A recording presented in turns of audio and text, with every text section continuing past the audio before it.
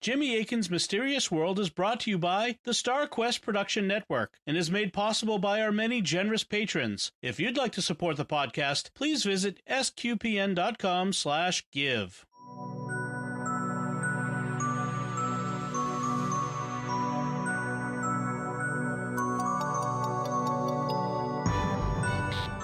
You're listening to episode 82 of Jimmy Akin's Mysterious World, where we look at mysteries from the twin perspectives of faith and reason. In this episode, we're answering weird questions again. I'm Dom Bettinelli, and joining me today is Jimmy Akin. Hi, Jimmy.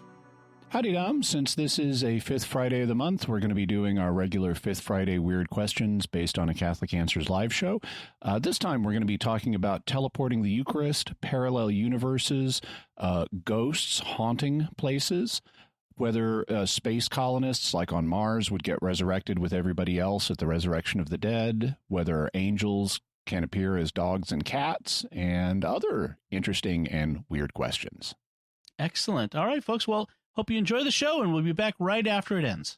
Hello, and welcome to Catholic Answers Live. It's Friday, so let's have a little bit of fun to go with our apologetics today.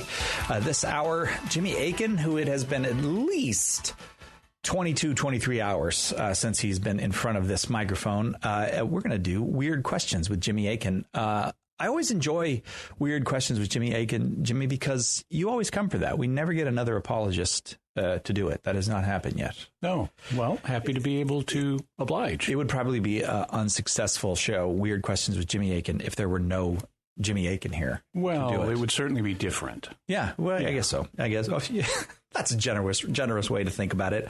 888-318-7884 is our number, but most of the questions we're going to do are from the internet. So we get a lot of interesting, and I don't want to say that they're all weird, but as a general rule, the total effect of these calls today is these are just weird questions.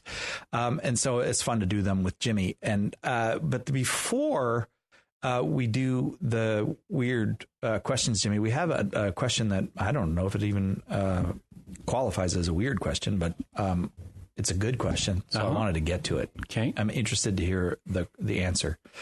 Hello, Jimmy. Hello. In the Swedish New Testament, we name Lucas for Luke, Matthias for Matthew, Marcus for John, and Marcus for Mark, and Johannes for John. But I am curious what their real original name is in their own language, which I am so excited to hear, because that's a great question, and I've never thought of it. Okay. Regards from a soon-to-be Catholic woman in Sweden, and she also really likes you because you explain everything in such an easy way. Oh, that's very kind. So, and what's her name? I'm missing it. Is it Annika? I missed it. Sorry. Annika, thank you very much for that question from Sweden for Jimmy Akin. So how do we pronounce the names of the evangelists? So it's a little tricky. One of the reasons is because we don't have audio recordings of people speaking back then. Yeah. And so we can only reconstruct how things were pronounced from what they wrote down. Yeah. And they didn't have the International Phonetic Alphabet at the time. So that means they were so backwards. Well, no recording. Yeah. So as a result, all of our knowledge of how to pronounce these ancient languages is somewhat iffy, and partly that's also because the people had different accents. They might be speaking the same language, but pronounce it a little differently. That's why Peter gets fingered as a Galilean when he's in the court of Caiaphas. Because he's got that accent. That Galilean accent. So they would have pronounced him a little differently from one region to another. Also, there are different variations of a lot of these names. But what I can tell you, I'll tell you the Greek first, and then we'll do the Aramaic. Okay. So in Greek, Matthew's name is Matthias. Matthias, okay. Mark's name is Markos. Okay. Luke's name is Lukas. All right. And John's name is Johannes. I have to say, those are closer to the Swedish they are, than to English. To English, yeah. She's pretty close, Annika. In Aramaic, they're a little bit different. Matthew is either Mattei or Mathei. Okay. Mark is Markos, and you're pronouncing the Q towards the back of your mouth there, not the K towards the front. And that's in Aramaic. Okay. In Aramaic, Lucas, it also has that Q sound in the back of the throat, so it's like Luca. Oh. And then John in Aramaic is in at least in the Pshita Aramaic version of the New Testament, it's Yohanan. Yohanan, okay. Yeah. One also thing we ought to mention is, so Mark, his Jewish name is also John, but he's called by the Latin name Marcus, except they say it in Greek because they're Greek speakers, so they say Marcos instead of Marcus. I gotcha. But his name in Latin would have been Marcus. I got you. So, do you think that they just picked that one, or it's related to some other name? It was many people at the time had bilingual names because they were living in a bilingual world, and so he had his Aramaic name. He would have been called at home by his mom, but his father was apparently dead at this time because he's not mentioned, whereas Mark's mom is. But his father presumably was a Roman citizen, which would be why he then had a Latin name. Because typically, if you became a Roman citizen, or if one of your ancestors became a Roman citizen, they would take a Latin name at that point, which is why Paul has the Latin name Paulus. Yeah. Even though his Hebrew name was Shaul or Saul. So when he went home, they'd have called him. They probably would have called him. I mean, it's going to depend. Yeah. I mean, even Sting's mom calls him Sting these days. She does. She does. Yeah. Well, my mom would not do that. Yeah. I don't think she put up with that.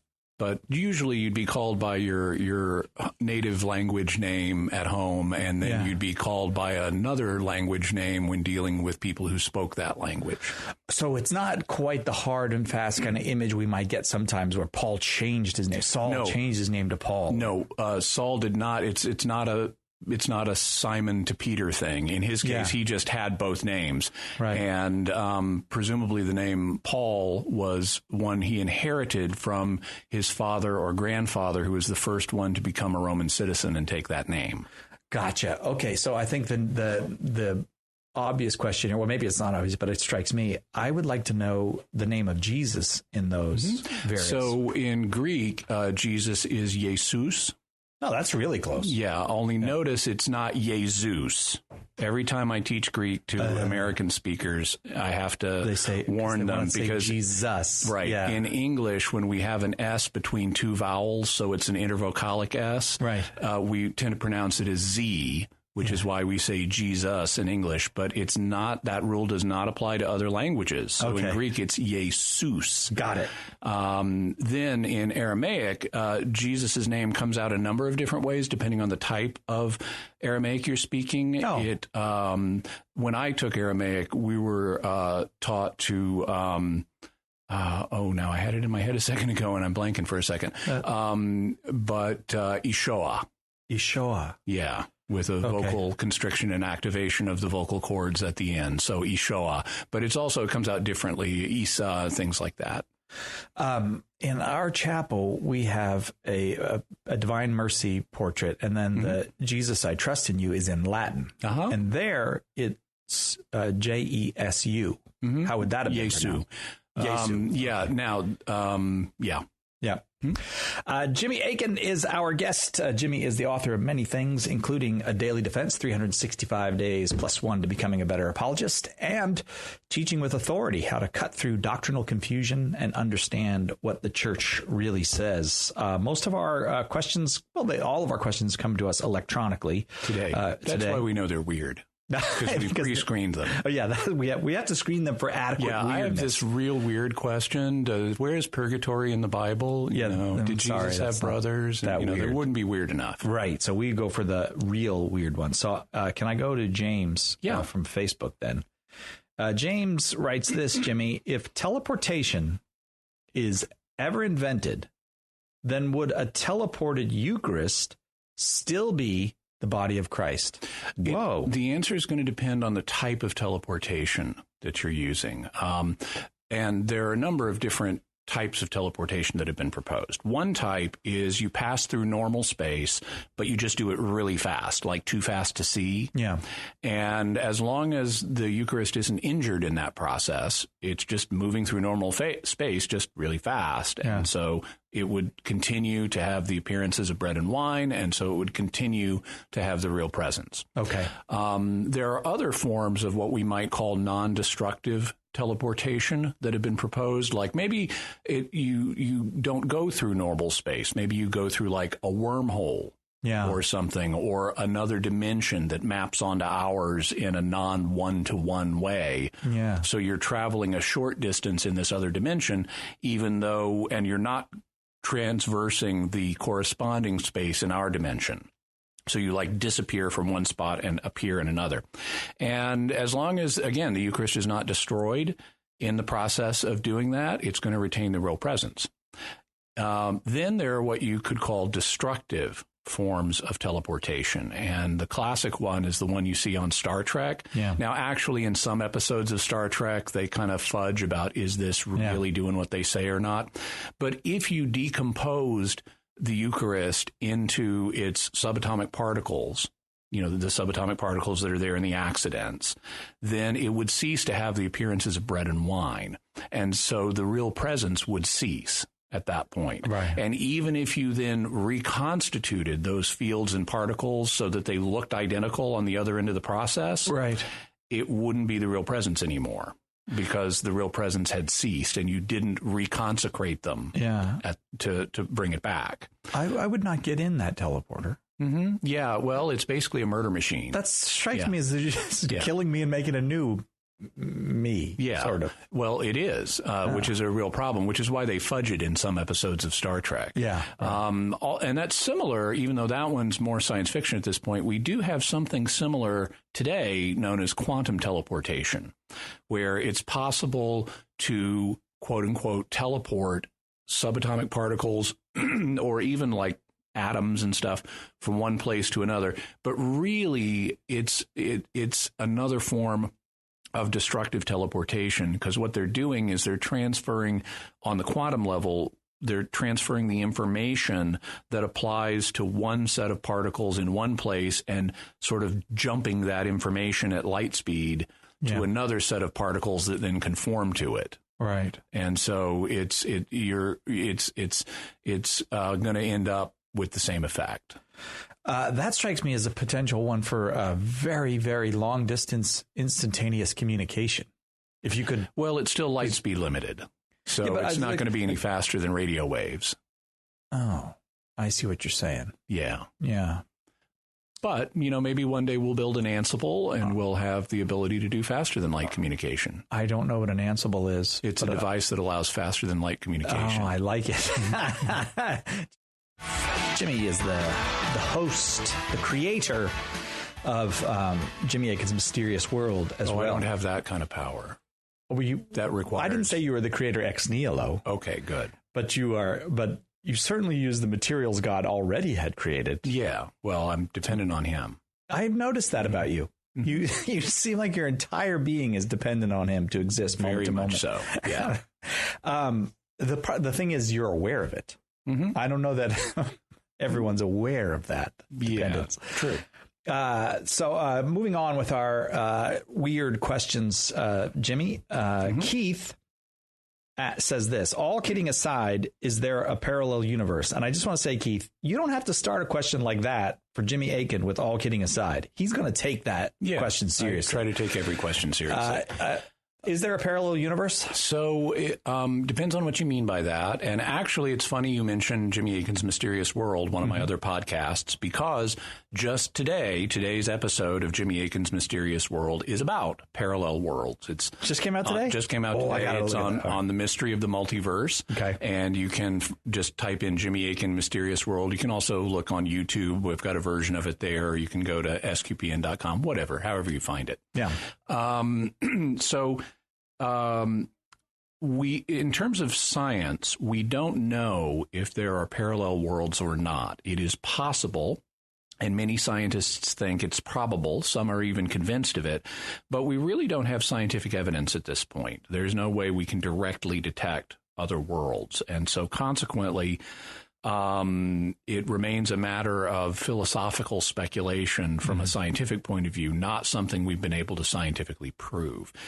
From a religious perspective, though, we have a little bit more information because God has revealed to us that there is an invisible spiritual world which is inhabited, for example, by angels.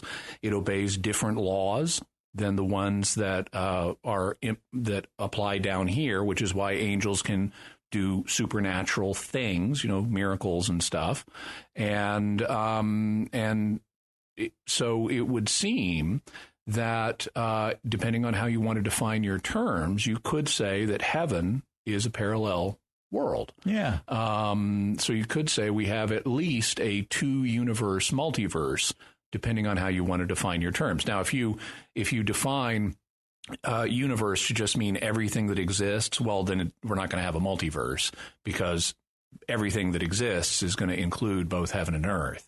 But that doesn't change the fact that within the set of everything that exists, there are these 2 very different realms. Right. The question is just what label do you want to put on those realms? Are they worlds? Are they universes? Whatever. Yeah. But it does seem that the invisible world is real and that it is different than our world, which is why it's invisible. Duh. Because ours is visible. Yeah. Now, you'll notice I mentioned heaven in that regard. I didn't mention purgatory and hell. The reason is purgatory and hell could just be states within the invisible world. So it's kind of like here in the material world, we have, different planets and different regions of planets like North America versus South America. And it could be that purgatory and hell, since they're inhabited by the same kind of beings, angels and departed human souls, they could all be part of one overall realm. Yeah. And so they could be regions within that spiritual realm, or they could be separate realms. They also they might not be like geographical regions, but spiritual conditions within that spiritual realm. So, for example, in Spes Salvi, his encyclical, Pope Benedict XVI proposed, but did not require as a matter of doctrine, the idea that the fire of purgatory is an encounter with the fiery love of Jesus Christ. Yeah. And so in that case, purgatory would be like a spiritual condition in the afterlife rather than a location in the afterlife. On the other hand, we should note that because some people have their bodies with them in heaven, like Jesus and Mary, and maybe Enoch and Elijah and Moses, that it seems that this spiritual world is at least capable of receiving physical bodies. They may not manifest in the same way they would manifest here on Earth, but it seems that it's at least capable of receiving physical bodies. And so consequently, it interacts with our world in a kind of interesting way that it's capable of including material things, but it also goes beyond the normal material operation of things. I hope that was satisfying. Keith, appreciate that question. Are there any, I hate to keep adding to people's questions, but this just occurs to me. Are there any, theories of parallel universes that you would say that, no, that can't be, that's incompatible with the faith? Have you heard any of those? Or? Not in principle. Okay. But I mean, there are certain, say, imagine a world where God does not bring good out of evil. Oh, yeah. Okay. Well, that's not going to exist because that's incompatible with God's nature. It might not be physically impossible, but God's not going to create that kind of world. Right. Right. Yeah. Got it. Oh, by the way, one other thing regarding the spiritual realm, we do have some indication that there may be more than one heaven. You've heard the expression seventh heaven. That actually goes back to very ancient Jewish and Christian literature. There's a document from the first century a Christian document from the first century called the Ascension of Isaiah, where the prophet Isaiah is depicted as being given a kind of tour of the spiritual world, where he ascends first through the firmament, that's the air above earth, and then he goes up through seven heavens to see where Jesus and the Holy Spirit and the Father are. And then he descends back through these realms to watches Jesus in his vision become incarnate. And so we don't have a biblical reference to the seventh heaven, but we do have St. Paul referring in 2 Corinthians to being caught up to the third heaven. Right. So what he means by that, it doesn't have to mean that there's three layers to heaven in the afterlife. Some people have proposed that, well, maybe the first heaven is the air, the atmosphere. The second heaven is the realm of the stars, and the third heaven is the realm of the angels. Yeah. In which case, we have two of the heavens being physical and only one spiritual. But if you look at this background, it could well mean that there are multiple heavens, and those could be construed as multiple different worlds or universes. Keith, again, thank you very much for the question. It's Weird Questions Day with Jimmy Akin here on Catholic Answers Live. Second hour, actually, Carlo Broussard will be here. So this hour is Weird Questions with Jimmy Akin. Matthew says, if we discovered extraterrestrial life, would we evangelize them or only teach them the cardinal virtues? Well, we could certainly evangelize them in terms of telling them what God has done for our race. So we could share the good news of Jesus with them. The question would be, how do they relate to the good news? Do they even need to be saved? Maybe they're an unfallen race and are not in need of redemption. If they are in need of redemption, then would the redemption of Christ cover them?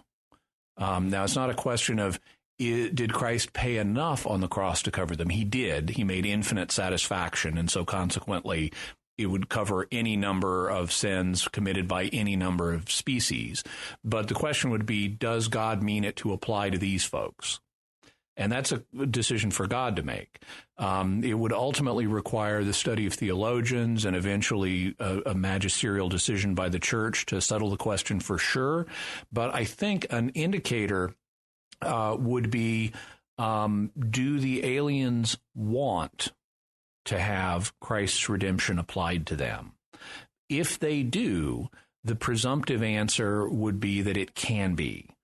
This is related to the situation of the angels, because the angels who fell are not redeemed. But the reason for that, they're not able to be saved. But the reason for that is they don't want to be.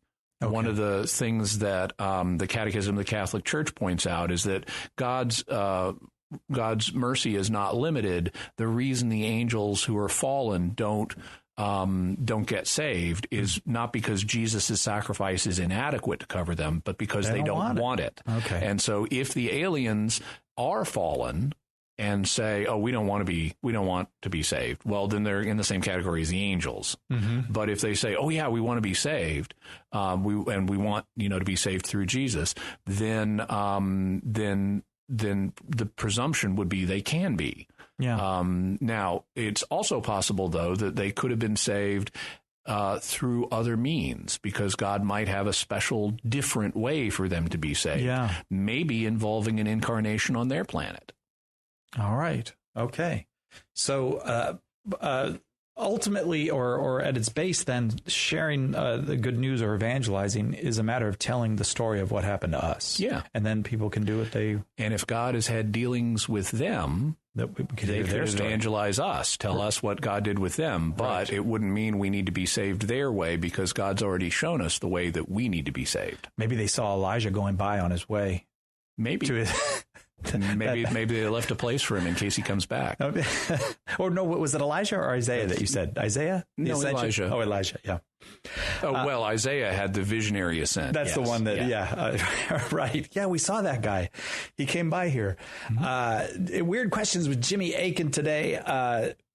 So we'll take calls, I guess, but for the most part, we're going to depend on the internet ones because we know that they're genuinely weird. Jimmy, let me give you another one here. Jeremy asks, what is the church's stance on ghosts, specters, and hauntings? Can a soul that's departed this life stick around to, quote, haunt things or can these be interpreted as demons trying to trick us? Well, the church doesn't have a stand on ghostly phenomena like hauntings. It does have a stand on ghosts. They're real, because ghost is just another word for spirit, and it teaches that human spirits are real and do survive death, and sometimes God allows us to interact with them, like in the apparitions of the saints. I'm sure there's more on this. There's more on So we'll talk more about ghosts when we come back. So we were doing ghosts. Oh, we were doing ghosts. Yeah, right. So English is a language that has this weird double vocabulary that's partly Latin in origin and partly German in origin. Right. And so we tend to have two words for almost everything. That's why we have pigs and swine, and dogs and hounds, and cats and felines. And it's also why we have ghosts and spirits, because the German word Geist, ghost, is the same as the Latin, means the same thing as the Latin word spiritus, or spirit. And so consequently, since we have spirits, both in the forms of angels and human spirits, we have ghosts. And sometimes God lets us interact with them. In terms of hauntings, now a lot of people, when they think they're being haunted, a lot of times there's a natural explanation. Yeah. Sometimes it could be a demon messing with them, but it's not impossible that God would allow either a saint or a soul in purgatory to manifest in some way to a person on earth, including in ways that could be mysterious. And actually, there's a tradition down through the centuries where Catholics have reported exactly this, and it's been taken seriously. So it's not to be dismissed. If you want to learn more about that, check out the very first episode of Jimmy Akin's Mysterious World, which is all about ghosts. All right. Thank you very much for that question. Who was that? It's Jeremy. And this one's from Susan. How can we square scientific discoveries of hominids, human-like beings, and their development with the Adam and Eve story? So so it's an evolution Adam and Eve story, and we know that there are hominids other than ourselves, hominids even other than Neanderthals, all kinds. Yeah. So how do we square that with the Adam and Eve story? Well, there are multiple ways of doing it. One way is by saying, okay, you had these early populations of hominids that God was guiding, their evolution, and they would have had souls, because every living thing has a soul. The soul is the life principle of the body. If you don't have a soul, you're dead. As James says in James chapter 2, the body without the spirit is dead. So they would have had souls, but if they were pre-human, they wouldn't have had human souls. And so their souls wouldn't have had full reason, and they might not have survived death. Because we know that human souls have full reason and that they do survive death. We don't know about other souls. Yes. That's something that is a matter of theological speculation, not a matter of church teaching. And so, although a common opinion is that animal souls at least don't survive death, but again, that's theological speculation. Right. So in terms of mapping the known history of these hominids onto mankind, considered theologically speaking, it's a little hard to say where to draw the line. But presumably, as God was guiding the development of these life forms, he was giving them souls that were adequate and corresponding to their physical forms. Yeah. And so those souls would have been different at different times, just like, the soul, even though lions and tigers are both, cats, the lion soul is not going to be the same as a tiger soul. Right. And so as these hominids developed, God would have given them souls appropriate to their bodies. And then at some point, when you had the first theologically true human, God gave that person the first true human soul. Okay. And so when in our history that would have occurred is a matter of debate. It's not easy to draw lines between different species under any circumstances. Right. And it's especially not in these circumstances because we are missing so much information from back then. It's possible that Neanderthals could have counted as modern humans. It's possible, theologically speaking, even though they weren't our subspecies. They weren't Homo sapiens sapiens. But they may well have had rational souls. Exactly. They could have. We don't know. They might have just been similar, but not fully rational. Yeah. That's a question that's still up in the air. The same is true of other species or subspecies of man that we know existed, like the Denisovians. One reason to think that they might have been fully modern in the theological sense is because we were able to breed with them. We know that humans, based on looking at the human genome, we know that humans bred both with Neanderthals and with Denisovians and with a recently discovered Neanderthal-Denisovian hybrid subspecies. Really? Yeah. The computer found that. We had an AI doing deep pattern searching in the human genome and discovered, guess what? There used to be a Denisovian Neanderthal hybrid, and we interbred with it. Thanks, computer. Yeah. So it's a little unclear, where to draw the line, but seems the most plausible, basic way of reconciling all this. There are other questions you could ask, but in terms of the basic one, that's how I'd approach it. Susan, thank you very, very much for that question. I'm sure that many, many people have that question too.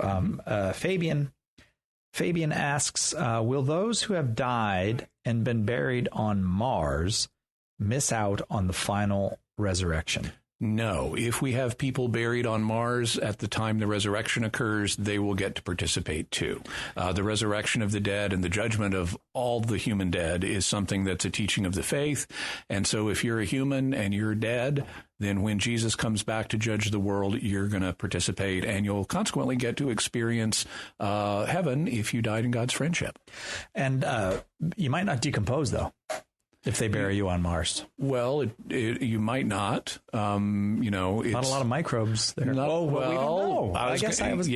Don't assume the gun on that. Also, the water on Mars may be like more acidic than it is here on Earth, and that could also decompose stuff. Got it. But it's usually frozen.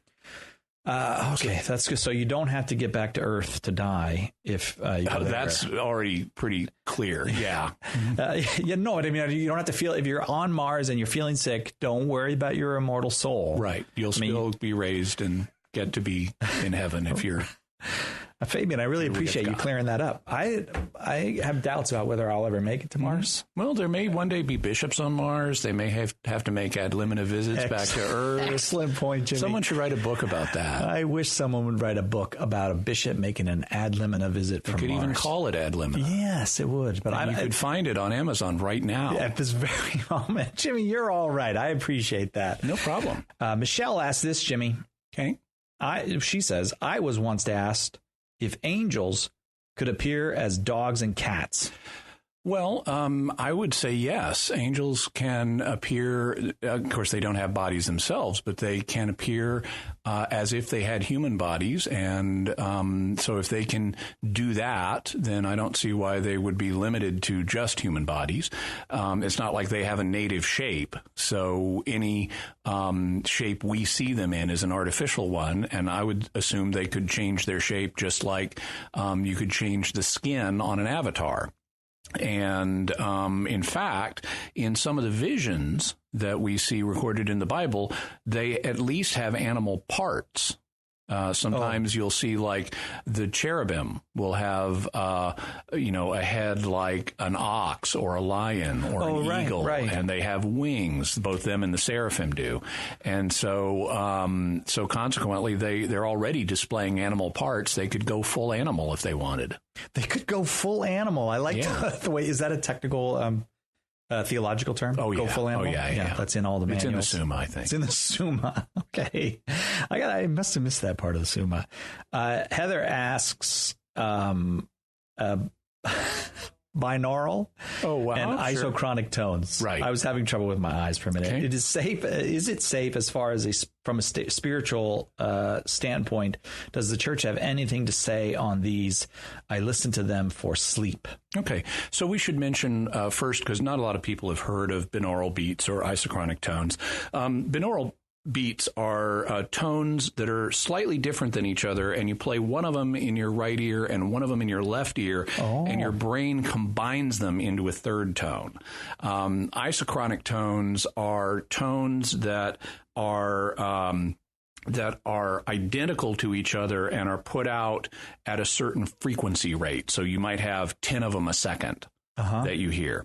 And there are claims that these are useful for various health things like relaxation or getting to sleep or things like that. Right. The church has no teaching on this. So it's going to be left up to medical science, psychological science to sort out, is there a real therapeutic effect that these have or not?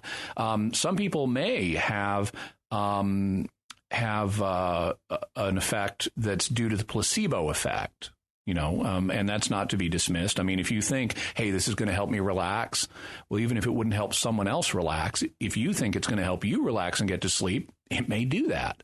So whether the relaxation and soporific or sleep-inducing effects are intrinsic to these sounds, or whether they're something that you need to have the expectation this is going to do it for me. As long as it works for you, there's not going to be an in principle problem with it morally. And so I would say if it helps you get to sleep, that's fine. Personally, I have Alexa read me audiobooks at night to help my brain from going around in circles. I'm assuming whatever works for Alexa you. is not a human. No. It's the AI that lives on my nightstand. You have an AI living on your nightstand. Mm-hmm. Okay. I got nothing for you. I thought I was going to have something better, but I got nothing. Heather, thanks for that question. Lauren, what may the existence or non-existence of the Holy Grail mean for the faith? So the Holy Grail, as people will know, is the cup or chalice that Jesus used at the Last Supper. And there have been claims that it was preserved down through history, and some people have even famously gone on quests to find it. There are actually some candidates that have been proposed as the Holy Grail that you could go see today. Whether any of them are real is something that I am skeptical of, although, to be honest, I haven't looked into the data, so I haven't tried to check out the provenance of these artifacts.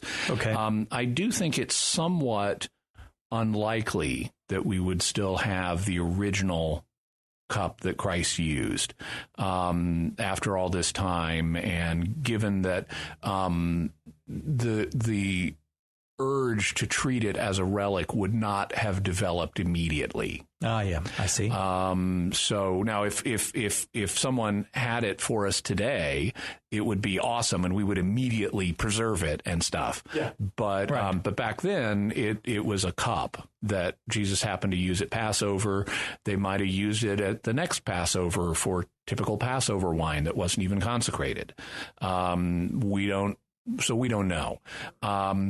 But if it did exist, it would be cool. It would be something that that would show a special sign of God's providence and care for future generations, his love for future generations who would have this impulse to treat it as a relic, and it would satisfy that impulse. Yeah. So it would be a nice thing that God could do, but not something he would be obliged to do.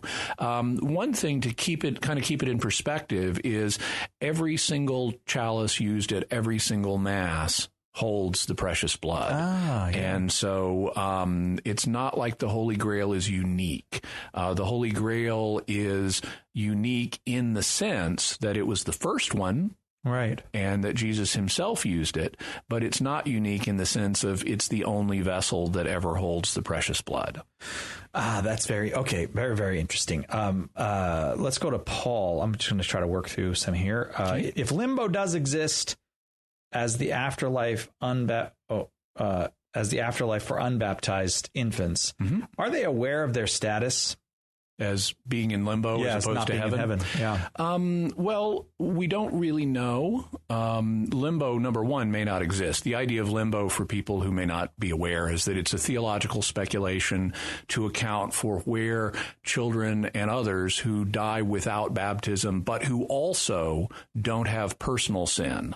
Children who die very young, stuff like that. They've never committed a personal sin because they don't have the reason to do so, the capacity of reason to make that kind of choice. So they shouldn't experience punishment in the afterlife, but they also, without baptism, they don't have the guaranteed way to get God's grace into your soul. Right. So this is a speculation. Now, theologians have also said, well, God's not limited by the sacrament, so he could give his grace to people even without baptism.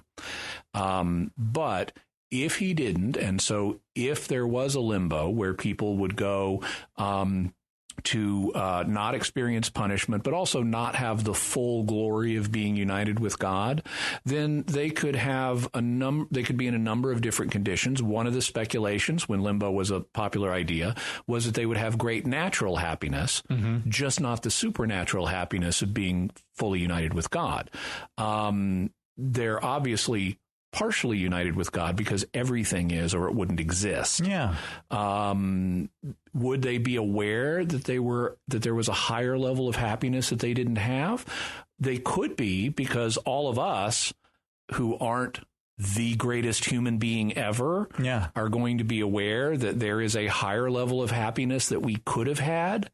But we're not going to resent that. We're not going to be pained by it. We're going to be grateful for what we do have. And the same would happen for people in limbo who are aware there is a greater level of happiness. They're just going to be grateful for what they've got. Thank you very much for that, Paul. Marino says this, Jimmy: debunk flat Earth. Many folks use Bible to prove flat Earth. So this is kind of a big question, and I'm going to be devoting a future episode of Jimmy Akin's Mysterious World to this because it is a big question. From a religious perspective, the Bible uses the language of phenomenology, which means it describes things according to appearances. Thus, it talks about the sun rising and setting because the sun appears to rise and set. It talks as if the earth is flat, because from a terrestrial perspective on the surface of the earth is so big, it looks flat most of the time. Right. It also talks about the sky as if it's a bowl because the sky looks like a bowl that's been set on this flat plate. But all of this is just the language of appearances. If you want to know whether it's literally true, you have to not just rely on these poetic descriptions, but do tests. And one of the classic tests was the fact that even in the ancient world, they could see when a ship is going over the horizon, the mast disappears last. It doesn't look like it's shrinking into the distance as a body. Part of it goes down over this hill of water, and then eventually the top part of it goes down, thus showing the curvature of the earth. Thank you very, very much to everybody who shared their weird questions. If you've got a weird question you'd like to ask Jimmy, just send it to us at radio@catholic.com. Jimmy Akin, thanks for all your service this week. My pleasure. Thanks for a very weird hour. My pleasure. Wasn't that weird? See you next week. All right, excellent. Thank you very much. And so, Jimmy, what is the subject of our next episode? Our next episode, we're going to be talking about dark matter, dark energy, and the case of the missing universe. Bum, bum, bum. All right. Well, folks, please, if you want to send us your feedback, you can do so by going to sqpn.com/mysterious or the Jimmy Akin's Mysterious World Facebook page. You can send an email to mysterious@sqpn.com, or you can send a tweet to @MYS_world with the hashtag of mysterious feedback. Until next time, Jimmy Akin, thank you for exploring with us our mysterious world. Thanks, Dom. And once again, I'm Dom Bettinelli. Thank you for listening to Jimmy Akin's Mysterious World on StarQuest.